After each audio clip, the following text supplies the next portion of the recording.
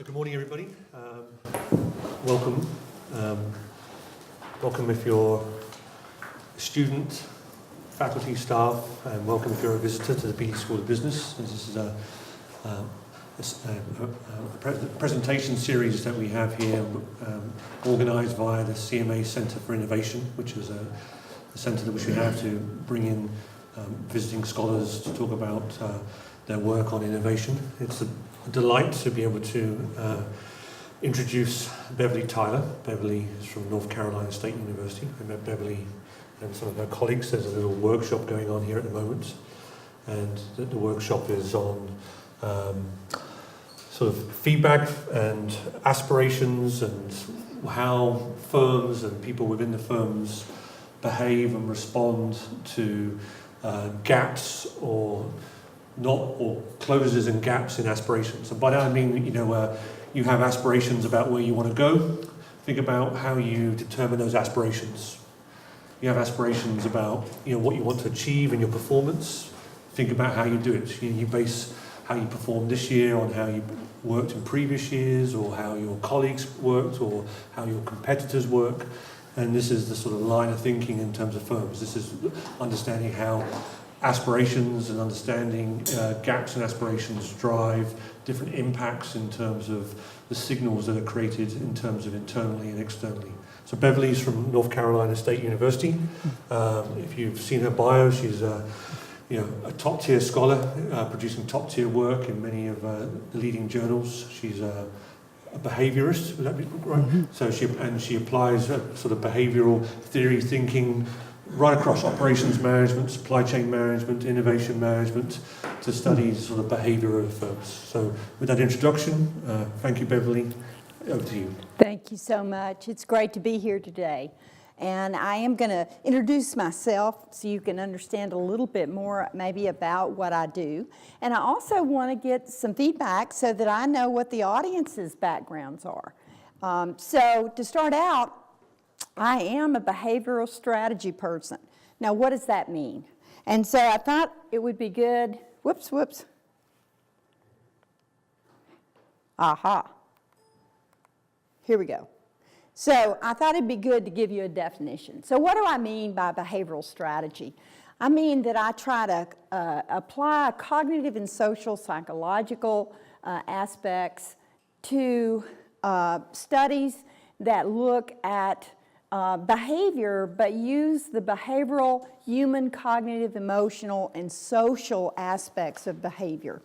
So in the strategy field, we have a lot of economists that do maybe behavioral economics, but we have a lot of other economists. And then we have more the behaviorist people. So I do a variety of different kinds of research on behavioral aspects. Now, they're very different. So I kind of want to explain a little bit about when we talk about that, what we mean. I think this article that came out of Strategic Management Journal was a great article to help structure people's thinking in the field. And so at least in the area of strategy, we think of behavioral research in 3 different domains. We've got the more cognitive research that looks at the individual decision-making process. Then we have the more contextual research that looks more at social construction of reality. And then we have what's called the pluralist paradigm, which focuses on behavioral theory of the firm. And this really talks about problem solving and intergroup behavior, conflict management, and really has a pluralist perspective. So now, to give you a little background on me, I actually have done most of my research in cognitive. And so I've also done some of the contextual research. And today what I want to present to you is more a behavioral theory of the firm orientation. Now, we have some expertise here in biosciences, and so we appreciate that. This study is in the biopharma area. We don't distinguish between the biofirms versus the pharma firms because we see that there's been a lot of mergers and acquisitions, and in fact, that these big old pharmas have some bio aspects and some pharma aspects. And so we really look at all of the companies that are classified as either biotech or pharmaceutical. And so what we're looking at is relationships and the recognition that actually that companies in the biosciences area are very quick to do strategic alliances, especially alliances for research and development. And some of the rationale for that we'll discuss. Now, this is part of a series of studies, and in fact is the third study of a series with a colleague. And this paper is currently under second revision at Strategic Management Journal. And so some of the framing of the paper has clearly been a response to the reviewers, as they very clearly told us what they wanted us to do. And so some aspects of the paper are clearly focused on what the reviewers felt like would have the most value. So we are impatiently waiting to hear back from them to see if we're going to get another revision or acceptance or what. But still, your comments are appreciated. Now, what got us started was the colleague that I work with does a lot in knowledge management. And the other papers that we've done have looked at how companies may have deep technical knowledge and they may have broad technical knowledge that they've accumulated over time. And typically in the area of strategy and probably a lot of innovation, we look at their patenting, right, and their citations and things like that to really determine how broad or deep their knowledge is. Now, what we also see is that companies maybe that have a narrower scope of knowledge are more likely to do strategic alliances to access the knowledge they need in their product development.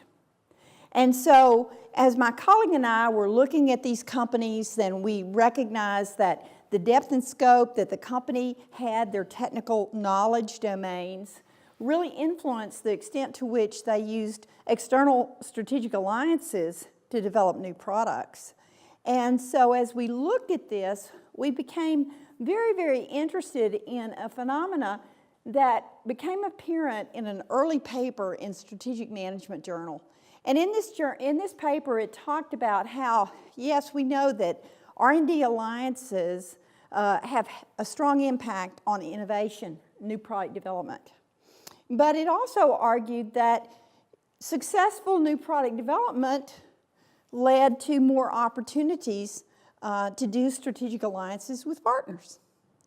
And so when they assessed this, they were looking at the reciprocal relationship.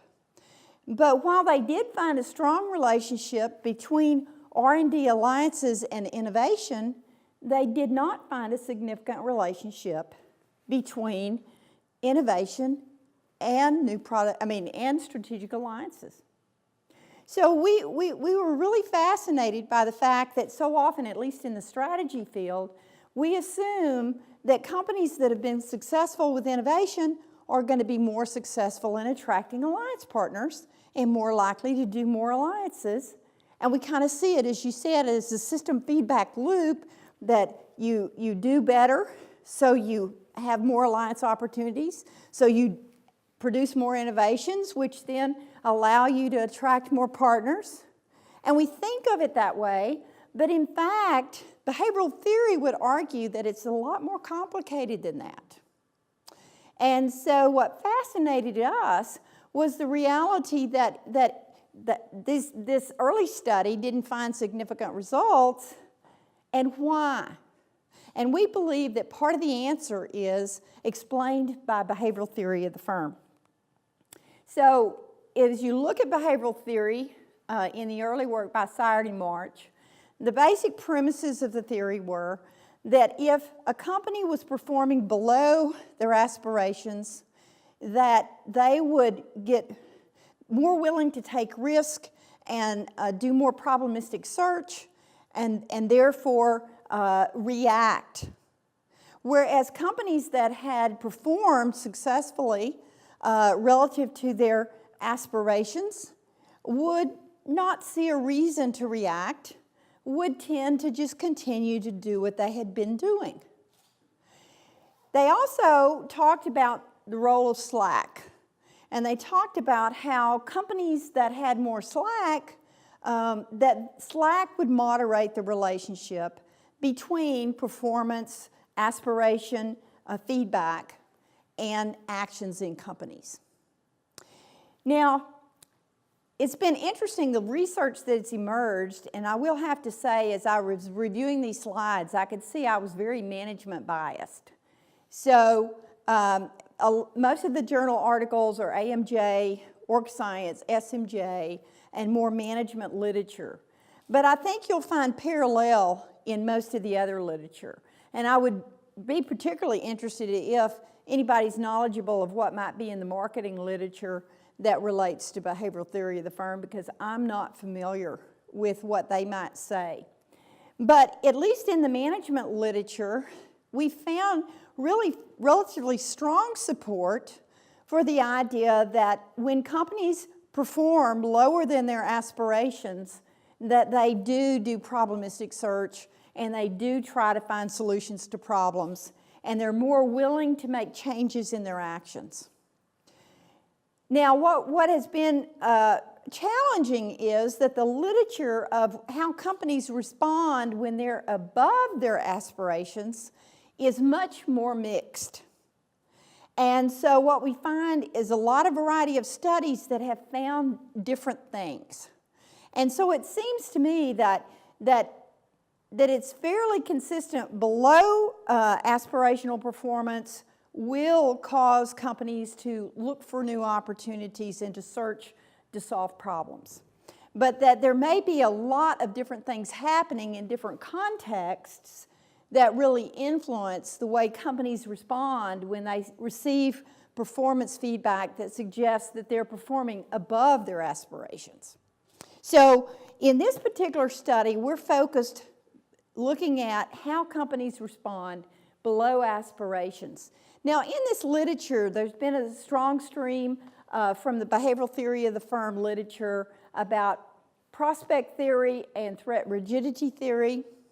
In our discussion yesterday, we were talking mostly about attention and how that affects the company.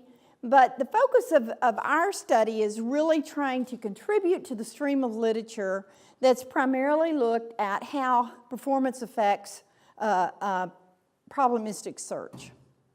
So now what we're trying to do is we're trying to address some gaps that we found in the literature. So the primary contributions that we think the study has are to the alliance literature, as we said, because the alliance literature has never considered, to our knowledge, how below aspirational performance feedback could influence R&D alliances. So the alliance literature, this would really be something unique and different. In addition to that, we've had a lot published in the strategy area and the management area about motivation for doing alliances.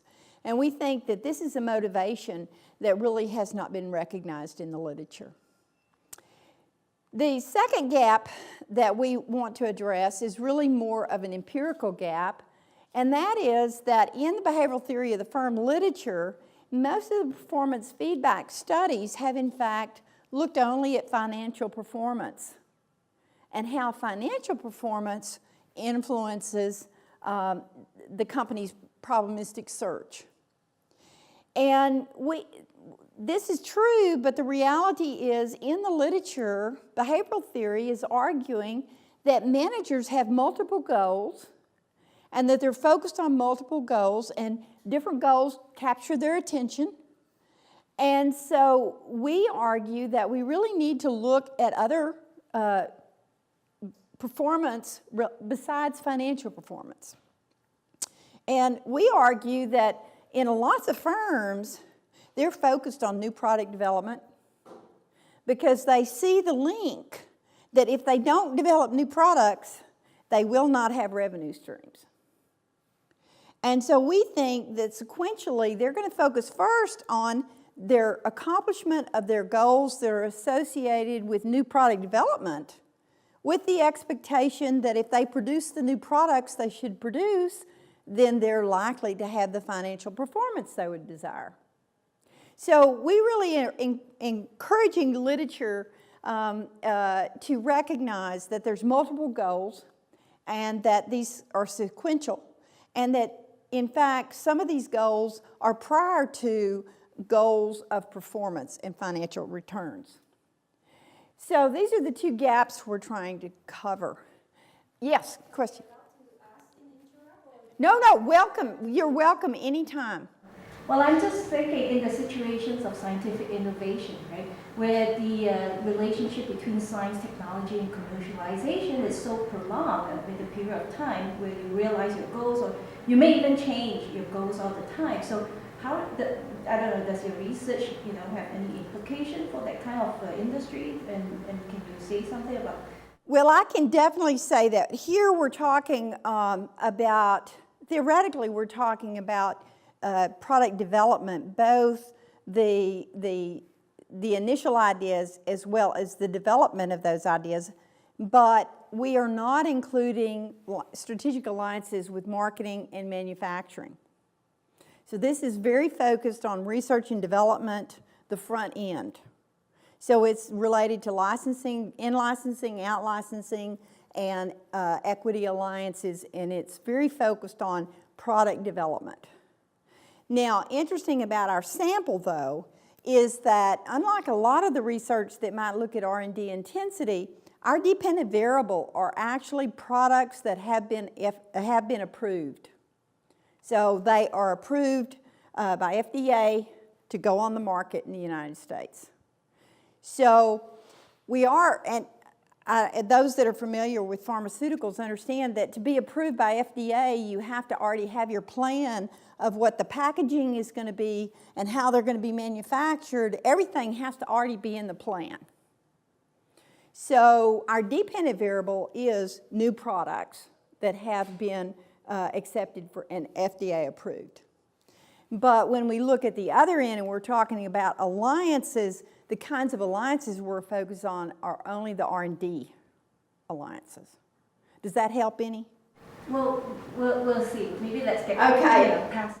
Well, and I have to say, I had several comments yesterday in our meeting. I'm a more micro person in the sense that I like getting deeper into richer data. But this particular data set is all secondary data. So this does not allow me in this study to get a deep understanding of the motivations for the various alliances. And I wish we could do that. So clearly I would rather have a deeper understanding than what we're able to have with secondary data. I'm sure you've all related to that. Right? Sometimes you just got secondary data, and sometimes you have primary data. And it's always great if you can do interviews and things like that to enrich it. But anyway, we'll see if we answer your question, and we'll move forward and see where we go. So because I just thought I'd give you kind of a brief review of the literature, because it's really a fairly small amount of publications that have actually looked at this. So some early work by Grieve looked at performance below aspirations, and it showed that in fact it did increase R&D intensity. However, it did not increase innovation launches. So he came to the understanding that while performance below financial expectations might lead a company to invest more in R&D dollars within the company, it did not necessarily translate to new innovations in shipbuilding. Above aspirations decreased R&D intensity. So in fact, they found fairly strong support for behavioral theory. A later paper looked only at below aspirations, and they found that large firms increased their risk-taking when their financial performance was below aspirations. Now later, Chen and Miller in another study by Chen, they again looked at performance below aspirations, and it did increase R&D intensity. So my interpretation is R&D intensity is really internal investment in dollars, right?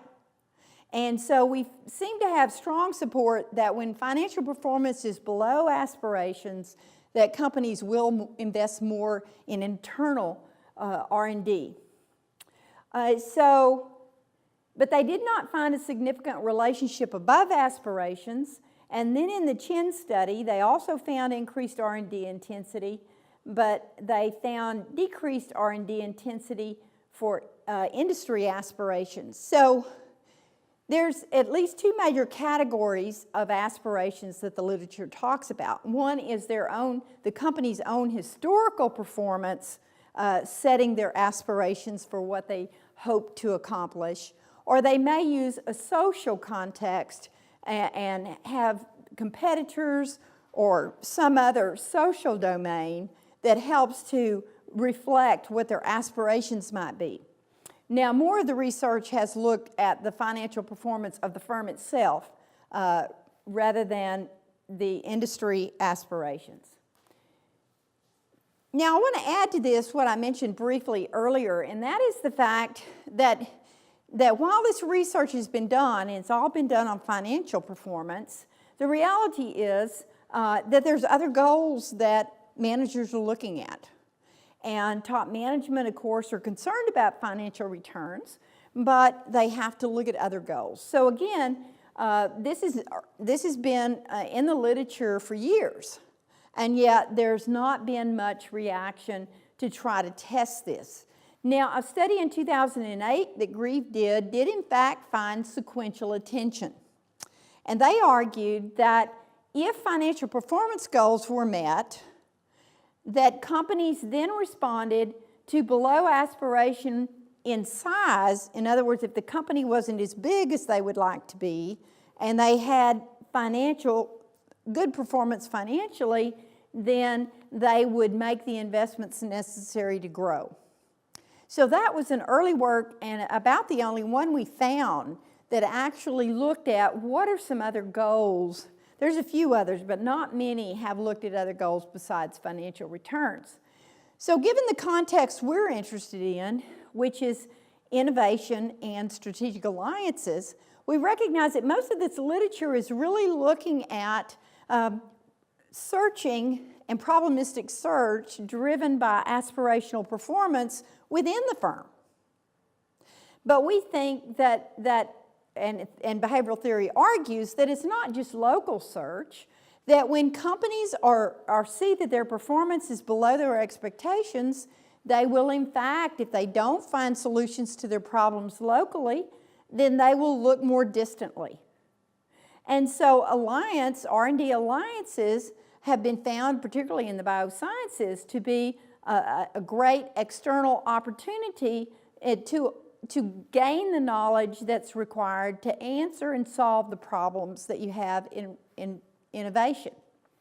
So that drove us to look at how below aspirational performance in new product introduction would in fact influence probabilistic search.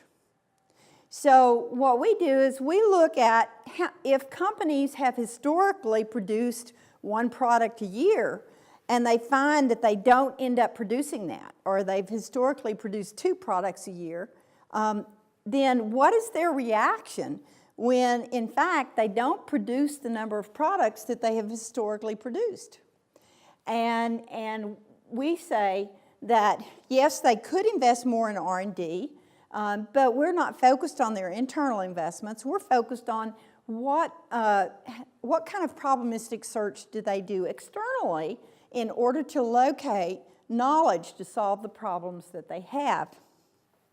I keep doing that. Okay, so again, just to run through the literature, strategic alliance literature has shown a very strong link between the number of R&D alliances you have and how many innovations you produce. So we know that alliance partners are a source of knowledge. We know that many times you're only able to transfer that knowledge in the form of an alliance because it's tacit knowledge, and you need to have a relationship in order to transfer that tacit knowledge.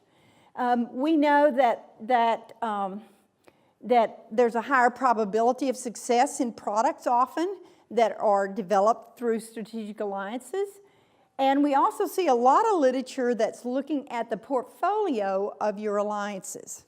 So as I said earlier, we're really looking at each company and their portfolio of R&D alliances. So we argue that, that as performance decreases below aspirational new product introductions, that companies will search, they'll do probabilistic search and look for R&D alliances that can gain them the knowledge they need to improve their new product introductions. And so R&D alliances, we know, provide, these are the three logics of why we think that companies do more alliances. The first one is they've got complex problems and they're having trouble solving the problems. So they're looking for a partner that understands these complex problems and can help them solve the problem. The second one is that in this industry, and this is very similar to other industries today in the high-tech area, where the knowledge is so broad and so dispersed and there's so much knowledge, it's challenging for any one company to have adequate knowledge. So R&D alliances are a way that companies get access to multiple technological and organizational competencies they need in order to be successful in new product development. And finally, we believe that there's a perception that strategic alliances create opportunities for the future, and that companies, in fact, are looking for R&D alliance partners that can potentially help create for them options that may or may not be struck. So they can start an alliance and see if something comes up, but if it doesn't come up, they don't have to put more money into it. If something good comes up, they can, in fact, invest in that. So these are three reasons why we think companies that have been performing below their aspirations in regards to producing new products may be driven to do more R&D alliances. Now, we also believe that companies that are potential partners have reasons why they might want to invest in a company that is not producing as many new products as they have historically. Now that may sound counterintuitive because we kind of assume that only companies that don't perform well, that perform well, will attract R&D alliance partners. But actually this research by Beckman et al. Shows that in fact there's some major motivations why partner firms might be interested in doing alliances with a company that really has not necessarily been successful recently in product development. The first one is that companies want to learn from other companies' experiences. So if they can learn vicariously through an alliance, then it saves them a lot of time and money, so they can learn what not to do sometimes, right? So that's one logic. The second one is that companies may be in different industries. And so we see R&D alliances across industries because companies want to learn from other companies that are in the similar context but not the same. And then the third reason, again, is that these partners want to create options. And so they're not sure what new products might be developed in the future, but they see an opportunity for a low cost to put a small option in and see if they get a good return. So for all those reasons, we think that as the distance below aspirations increase, that they're going to have an increase in the number of R&D alliances that the companies form. Now, the literature also talks about at some point things are so bad that they're going to become risk adverse. Now, we think in this context that we don't have any, that companies don't tend to reach that level because they usually have some products that have been out for a while, and we know in the biopharma area that the products are out there and patented for a good length of time. So just because you didn't have a product this year or last year doesn't mean that you're not going to survive, right? You can do an acquisition, you can do other things. And so we don't think that survival point is really going to be relevant in this particular context. Did you have another question? Yeah, it's great that you went through the logic, and it just prompted me thinking that you look at the difference, like partner size, like whether this new firm versus established as a pair, or new and new, or both are established. Does it make a difference? Actually, in another study that's in JPM, we look at how companies that have a broader scope do less alliances. So that would suggest that the bigger, more pharmaceutical firms that have a broader scope might do less alliances. And in fact, the companies that have a narrower scope, which are more likely to be biotech companies, are more likely to do alliances. And the argument is that there's various ways to get the knowledge. And so it really depends on your own firm and your own firm's knowledge portfolio as to the extent to which you'll do an alliance versus accessing that knowledge through other mechanisms. So we know that you can gain knowledge by going conferences. We know that you can gain knowledge by being in an area where a lot of products are developed by other companies and there's spillover effects. There's a lot of other ways that you can gain broader knowledge, right? And so we did not look at particularly, was this company a pharma or a bio? Because again, back what we found at this point in time, in 2014, a lot of these big pharmas have bought up all these bios, and there's not the distinction there used to be. Not saying they're all just alike, but you're not going to see as extreme a distinction between those. Okay, now our second hypothesis is very simple, and that is that we expect Slack to moderate this. And so the logic here is just that Slack, when companies have a lot of money and they've got Slack, then their attitude toward this shortfall is that this is repairable. This is something I can do something about. And so because they see this as a repairable thing, they're more likely to change the criteria they use for selection of new product development projects. Okay, so the argument would be if they haven't produced as many new products as they had hoped they would, but they've got a lot of money, then they in fact may use less stringent criteria when they're looking at various new product development opportunities.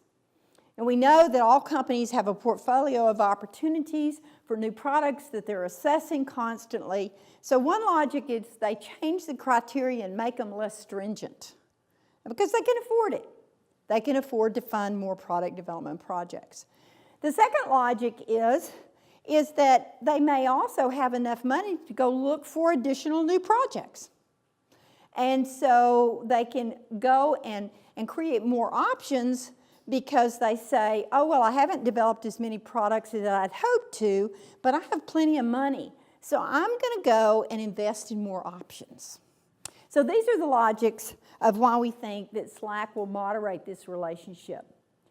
Okay, so now what do we do? We've got 266 firm year observations. So this is time series data.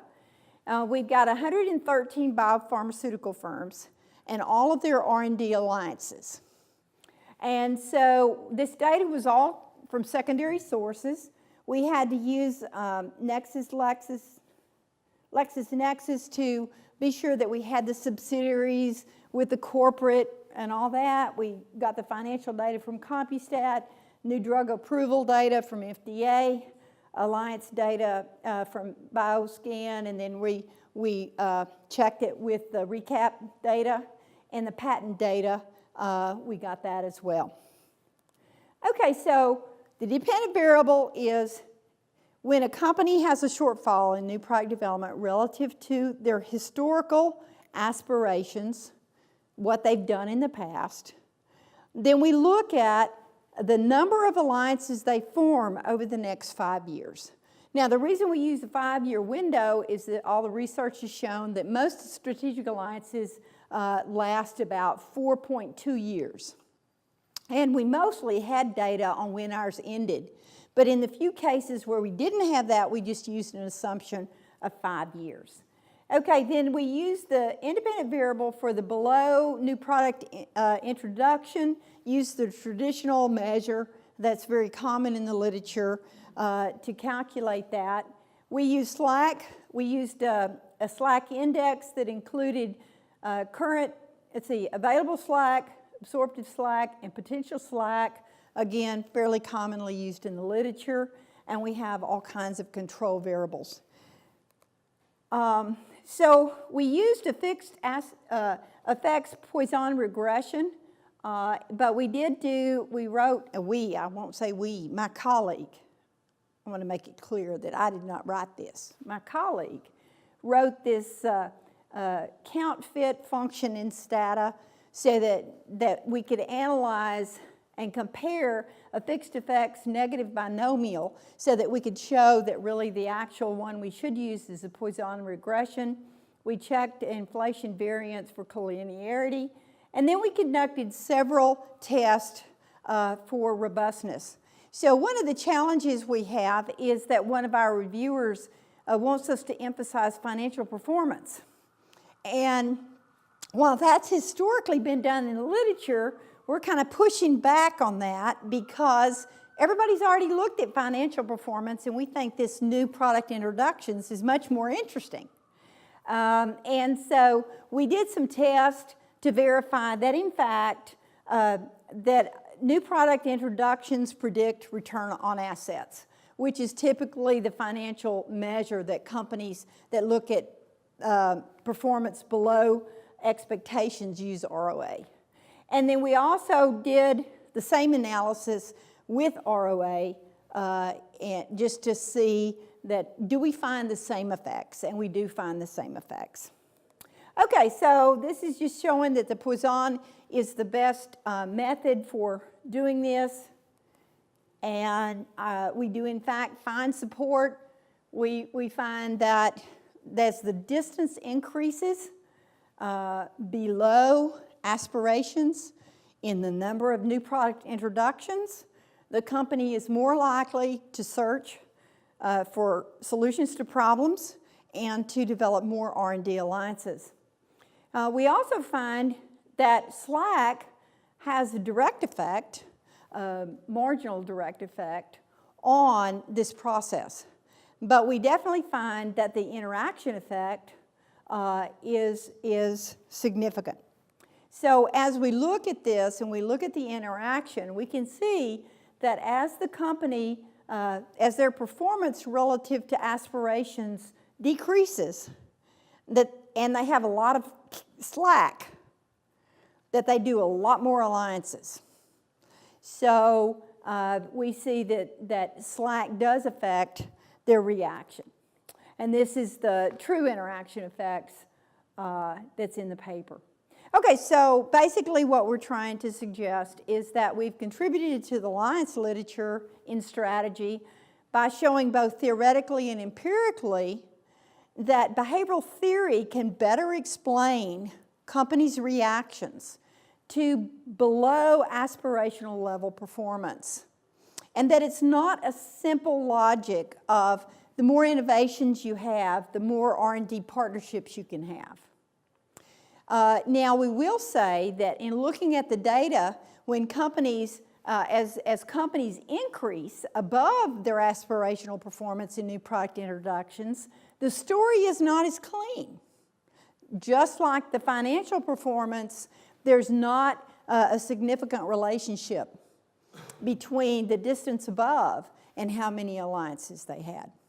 But when you look below, then you see that there is a reaction, which is consistent with behavioral theory, that companies that are performing below their aspirations act. They do probabilistic search to find solutions for their problems. And then we think this contributes to the motivation for R&D alliances that has not been in the alliance literature. Secondly, we believe that we've contributed behavioral theory because we focused on a goal that is not just financial performance, And in fact, we think that our data suggests that actually companies would tend to focus at new products, and then only after the new products have come out will they begin to be more focused on the financial returns, because they recognize the causal link between new products and financial performance.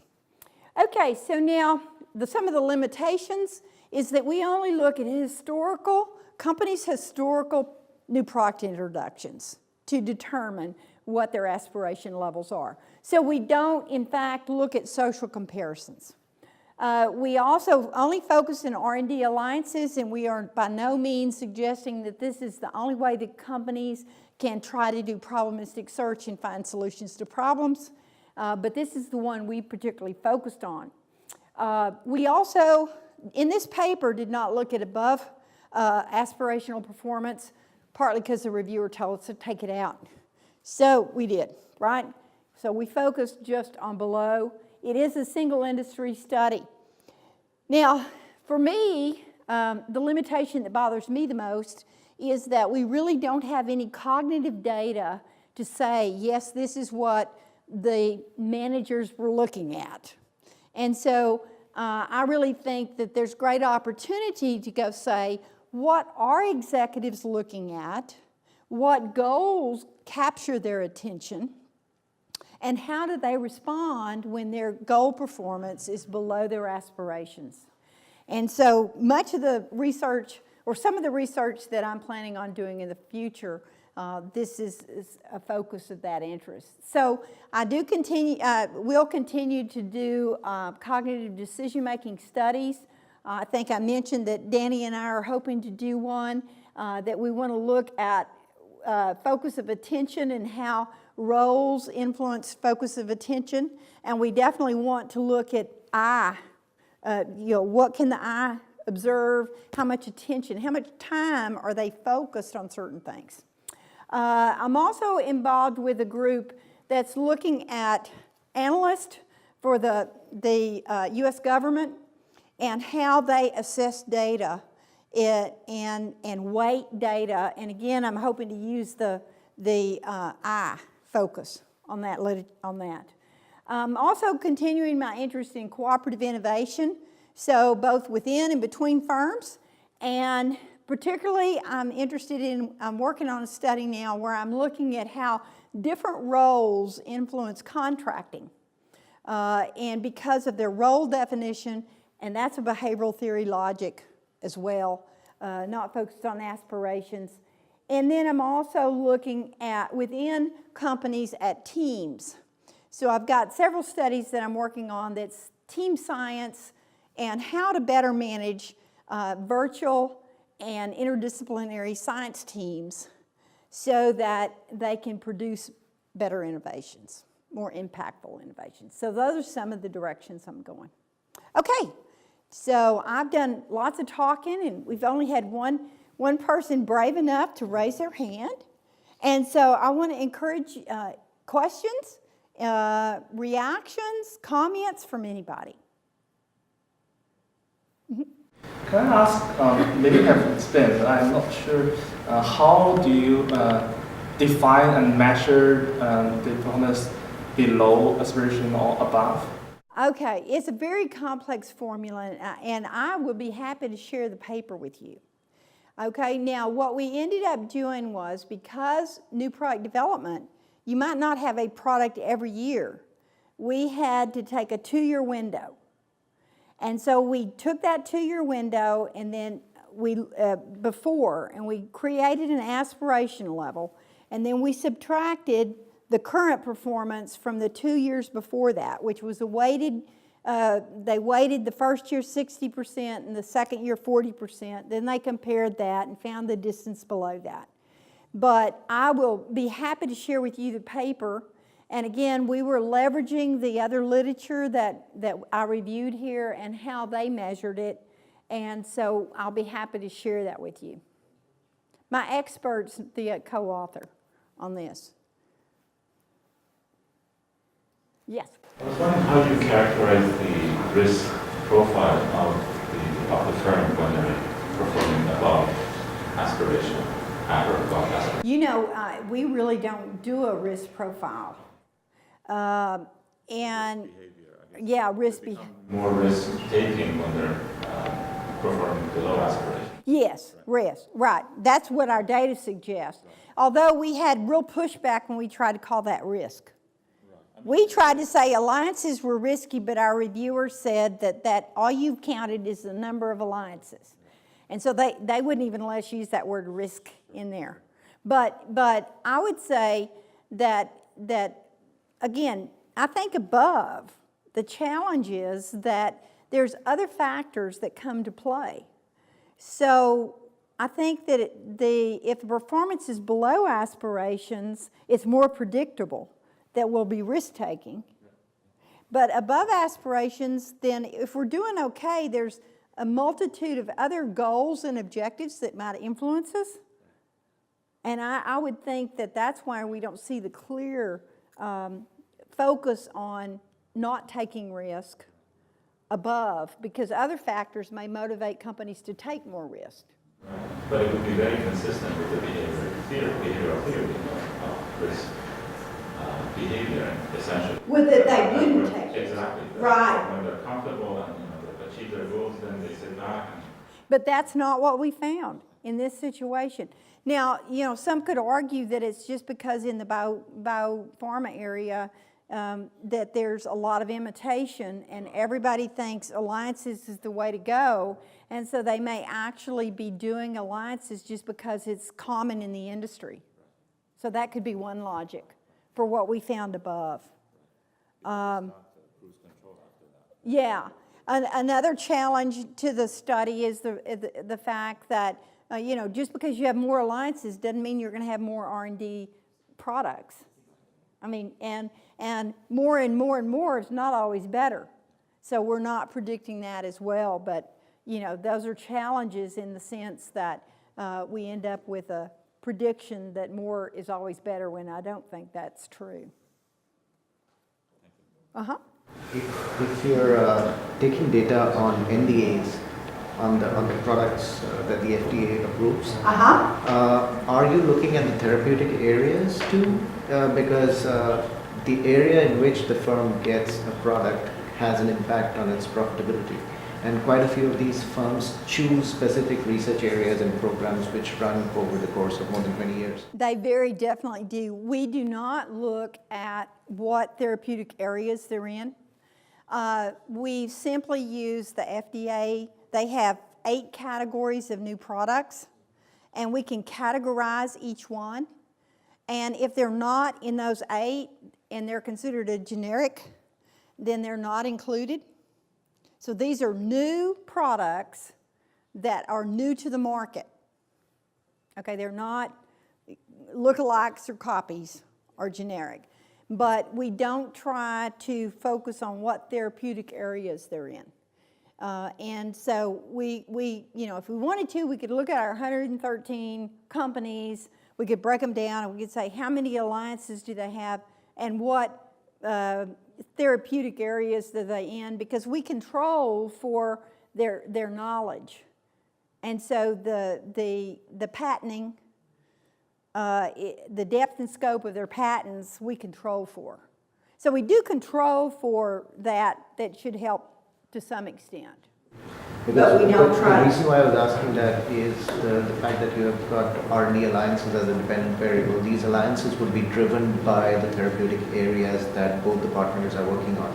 Well, and we were talking about this in our other meeting yesterday. I would, of course, rather have richer data to be able to dig down at a different level and look at something different. The challenge here is just that we don't have the data to go looking at details of that nature. We're at the portfolio level. So it's kind of like you were talking about network level. If you're doing the network analysis, you can't have the depth and richness of doing a study that you're looking at a dyad, right? So if you're looking at a supplier relationship dyad, you can have a lot richer data and have a lot better understanding about what the motivation was for that particular alliance or supplier relationship or whatever. But at this level of the portfolio of alliances, we're not able to do that. But no, I think it would be very interesting to look at that. And are you also looking at the impact of mergers and acquisitions when you're... Well, what we have is if there were mergers, they were put into the right company to start with over the time period. Because we had to go and even things that were subsidiaries, we had to be sure that they were under their parent company and that all that data was aggregated. Yeah. We always have that problem, right? Especially in this industry. So they can do a strategic alliance, but they can also acquire. Good questions, good comments. That's a tiny question. In this research, how do you define the level of aspiration? Do you define it from the viewpoint of the consumers or from the viewpoint of the company? No, we're looking at it from top management perspective. So we're saying that the company wants to be successful. They need to develop new products in order to have revenue streams to be financially viable. So we're looking at it from the perspective of the company looking at their own historical performance in producing new products. So nowhere in this particular study do we look at the customer's perceptions of anything. So the aspirations are, in behavioral theory, argued that managers in a company have certain goals they focus on, and so this is really being driven by that theoretical perspective. Yes.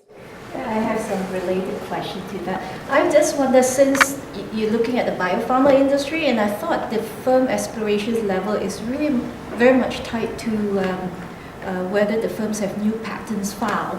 I mean, many times when firms, biopharma firms, when they have patents, they are likely to have licensing revenues, new partners, etc., right? Yeah. So I just thought that instead of using your NPI measure, could you have looked at the aspiration level determined by the number of patents filed? Yes, and I think the thing is that most of the literature always looks at patents.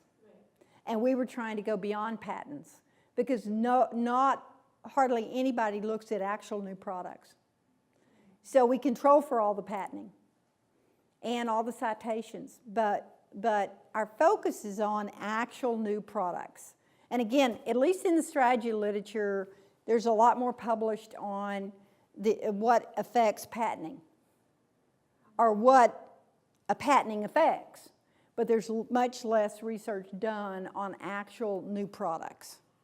And I think in the marketing area, they are better about looking at new product introduction. And oftentimes in the strategy area, because we're using secondary data, it's just more convenient for us to use patent data. And the challenge is there's only certain sources of patent data, and that means all these studies are all using the same source of patent data, especially in the biopharma because there's been so much published in the area. So yeah, we could do that, but we use it as controls.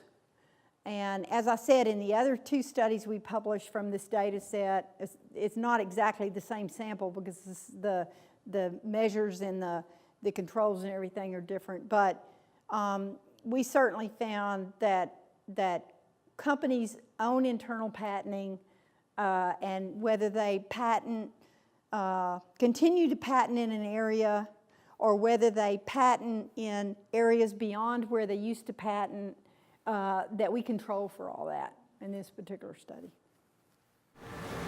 In terms of your significant contribution and in terms of how you're being asked to tell the story, is the paper and its contribution an alliance paper that uses aspiration theory, or is it an aspiration paper that uses an alliance context? Well, I tell you, I love this question because this shows you how much effect the reviewers and the review process have on the paper. Okay, because it started out an alliance paper, okay, that was suggesting behavioral theory, but the reviewers were so behavioral theory that they wanted the whole paper changed, and actually we were focused initially, the first paper we turned in was focused on this reciprocal relationship. And we had this very complicated model with all this stuff to show that if you perform below your expectations or above, and we had above and below, and how it affected R&D alliances. Then we had how hard the R&D alliances affected new product introduction. We had the whole thing. And they said, nope, too much. We just want to look at this. So it did move from being an alliance paper to being a behavioral theory paper that's in the context. And so the argument would be that we're going beyond the literature in behavioral theory because most everybody has looked at R&D intensity, right? Or they've looked at some other action, but they've looked at things that are really internal investments. I mean, most R&D intensity is an internal project that you funded, right? So we are at least looking outside the firm, but clearly we could look at more things besides R&D. R&D alliances. Yeah, that's the problem, right? So in the review process, you may write the paper one way, but when you send it in, they want you to reposition it. Yes. Yeah. And so you do whatever they ask you, right? And you do it as well as you can. Okay, great questions. Yeah, and I think what also happened in that process is that we should focus on something that's actually relatively clear, the below, and then the above.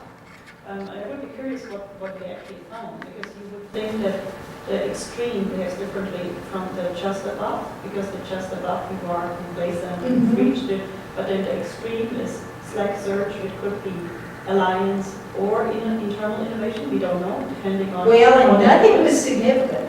But I think it is because you may have to split the curve, right, and investigate different sections. I think we did. Because I think we checked all four. We looked way below, we looked way above. You also did different ways in which you split it, or different percentages, at the high end. At the time, I don't remember. Because that's several versions back. But the reality was I know we tried it because we were aware that extremes should change it. And we couldn't find any data to suggest it. So we couldn't see in the above range any predictable effect on alliances. And of course we had it in there and we said, well, this is hard to, this is inconsistent with behavioral theory. And they said, well, that just muddies the water and you can't see what your real contribution is. So that's why they told us to take the above out. But now it seems a bit saying this has been well understood, that's why we go into it. That seems... Well, I think that's a point. In fact, it's really interesting because the reviewers clearly are some of the authors, right? And so when you make comments about there's been a lot of mixed results above, they don't like that. Because you're implying that their results are not totally consistent with behavioral theory. And so, anyway. In one paper, I think that we should bring in is the Bowman 2005. It's in there. It's in there. Yeah, there's two of them in there. And the 2005's in there, but the 2000's not, because I was looking earlier at it. We had to trim the references down quite a bit. Yeah, actually, it's trimmed down. Yeah, but yeah, I tend to reference a lot. That's true. So going back to the aspiration levels, which everyone was asking about, to what extent is this, in this industry, is the aspiration levels widely known? And what sort of roles that plays? So if I give you an example, if I'm a soccer player, if I'm a professional soccer player playing in Europe, and I'm a striker, I know, there's data that tells me, I know, every player knows that 20 goals a season is a benchmark. And so everybody knows that. So to what extent is that a dominant benchmark in that industry in terms of, as opposed to you've just chosen an arbitrary, and what sort of role does that play in terms of how strong a level it is in aspiration literature? Well, interesting enough, we had most companies would have, like, their aspirations, they would have between 1 and 6 new products in this 2-year period, or that's the most. And then that would be a long tail, and the average would only be a couple of products in 2 years. And so I think that our data really it's not like there's huge outliers. It's like in this industry, you're going to want to come up, I mean, a good ballpark would be you want to at least have 1 or 2 new products every 2 years. And then some of the really big ones might have 6 over 2 years, but that might be, not the norm. So the range is not huge. At some settings, that level is well known. So like in sports, for instance, it's absolutely, and people know in academia, professors that get tenure, the aspiration level is widely known and is a driving force. I'm just wondering how dominant it is here and what role it plays. Is it dominant or is it not? People are saying, oh yeah, we've got to get 3 per year. 3 per year is the magic number. Or is it no one really cares or no one worries about it? They're just... Oh, you mean if you talked, I don't know, from the people I've talked to in the biopharma area and the research I've read on the biopharma area and the fact that companies that don't have new products coming out every year or two, they're frantic. I mean, to come out with a new product, because now the timeline's kind of long, but they only have really, really successful products every once in a while. And so they need to have new products or new product extensions. These are not just radical new products. Now, these are also product extensions. So they make more money on the initial product, and then maybe when they morph it and change it into something that's more of an extension, then there isn't as many revenues based on it. We did look at the radical innovations relative to the not radical innovations, and we didn't find that the performance below significantly affected the radical innovations if you only looked at the radical innovations. And so that kind of breaks it down some. But I mean, at least anybody else more familiar, but at least that's what I read in the biosciences area and the pharmas. Do y'all have much biopharma here? Bio. No pharma. Okay. Some bio.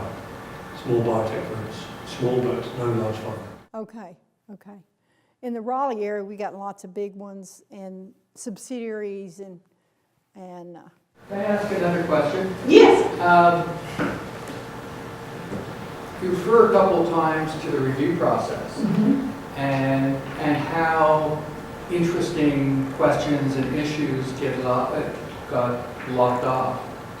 So can you tell us what you would like to say? What are some of the things? Okay. Well, I will say this. The good news is the very first paper, this is really for the doctoral students, right, junior faculty. But for the very first paper we sent to Strategic Management Journal, Will Mitchell rejected it, but told us to rewrite it and send it back, and it would be considered a separate submission. So we took that paper, and we actually got it published in 2 different places in 2 different forms. So they didn't want it at SMJ, but we found some place that wanted that, right? So one's going to be in JPM, another one's in American Journal of Business or something. So the point is, if you write something, get it published somewhere. Okay, so if they might reject it at SMJ or AMJ, but get it published, right? And keep morphing it until you can get it in a package. And so in those other 2 studies, we were just really fascinated with the trade-offs of when did the companies do the internal development themselves and when did they go for alliances. And so we wanted to have both the internal stuff and the external stuff, and we wanted to write a story about, well, if you're really deep in this but you don't have much scope, you may need a partner. Okay, and that's exactly what we found. And we also found that there's not one way to be successful. And that was what we really liked about that paper that's going to come out in JPM, is that companies in this industry can be successful multiple ways. And so there's not one way fits all. And I think it goes back to what you were saying. They're in different therapeutic areas. Some of them are trying to be deeper. Some of them are trying to be broader. And so therefore, they're going to have a different need for different kind of partners. So we were able to publish that initial version the way we wanted it. Now back to her and her discussion about the above. We couldn't find anything interesting in our data or consistent in our data for above. So we really didn't mind not including it because it just made the story complicated. You know, and I really do think it's that could be, which is a testable question, is that when you meet your aspirations on new products or you're above your aspirations, your goal, attention, is focused on a different goal. Can I ask you what you think is happening? Because if you take extremes, and there's not relationships at the extremes, like, I mean, data mining 101, right, suggests that if you want to find relationships at all, you look at extremes, right? You look at extremes and get rid of all the middle stuff. But you seem to find no relationship when you look at extremes. No. I think we've got to be careful on the measure because we're saying that aspirations were set by 2 years prior and weighted average of those 2 years prior compared to the performance of this year. Okay, and so the measure is as the distance increases or decreases below aspirations, R&D alliances went up. But when the distance increases above aspirations, we found no significant relationship at the extreme or in the middle. So again, I think that their focus of attention, they're doing okay in product development, so their mind is on something else. And they're making decisions about alliances based on other things besides just, are we going to have enough products coming out? So they might do an alliance because they see it's a good opportunity, or they might not. But because there's other goals that have captured their attention, they're not doing anything consistently in regards to their new product introduction, and there's not a significant relationship. Is that significant with, is that consistent with what Marius was talking about as a fire alarm rule yesterday, do you think?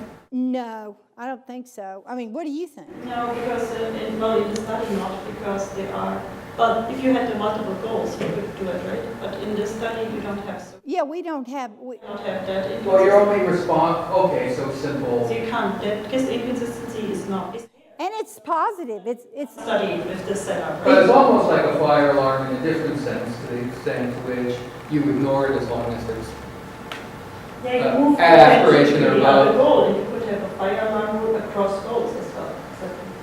I wonder how this might be related to like the type of decision support systems that executives use, right? Aren't people using all these dashboards and red lights start turning on when sort of things get out of whack? So it might actually relate to how people respond to things. It's either red, amber, or green, right? So if it's green or amber, it probably doesn't get much attention. Well, see, that's why I'm saying if they are meeting their aspirations on new products, their attention is on whatever else is going on, not on that product development is going okay. We're not going to make major investments in that. We're going to make choices based on some other goal that we're focused on. But leveraging what you just said, the study that I'm going to do with analysts is we're trying to help analysts be able to use big data sources to determine when there's an emergency and whether there's something that they need to investigate. Okay, so I'm hoping to use a policy capturing design which has like 16 pieces of information, and in fact have different kinds of analysts and have randomized information sources that are either good or bad. And then I'm going to see exactly what you said. Which one do they weight? Which one do they focus on? Because I think, again, you're given this scenario, you're given lots of information, so what captures your attention is bound to be what you think is the most important thing in this situation. Anyway, I'm going to be real curious to see how that works out. But I mean, I think that's a way at trying to get at what goals are they focused on in a dashboard perspective. Yeah. Yes? Considering the fact that we are seeing lots of mergers and acquisitions in different industries like retailers, airlines, to what extent do you think we can use the results of this study into other industries? Oh, I think that like they've done it in a bunch of different industries. They've looked at R&D, but these are not all biopharma industries. And then Greaves' early stuff was all on shipbuilding. So, I mean, if you can look at innovations in building ships, I'd say that's pretty extreme from biopharma. So I think you're going to find, I would argue, that you have a strong chance of finding that below aspirational performance will drive probabilistic search in lots of different industries. Yeah, a challenge is always that you're always having to look at mergers and all that kind of stuff. All these studies, you run into that. So that is a challenge. But I think it's generalizable because I think the papers that have been published have been in different in different industries. So Beverly. Yes.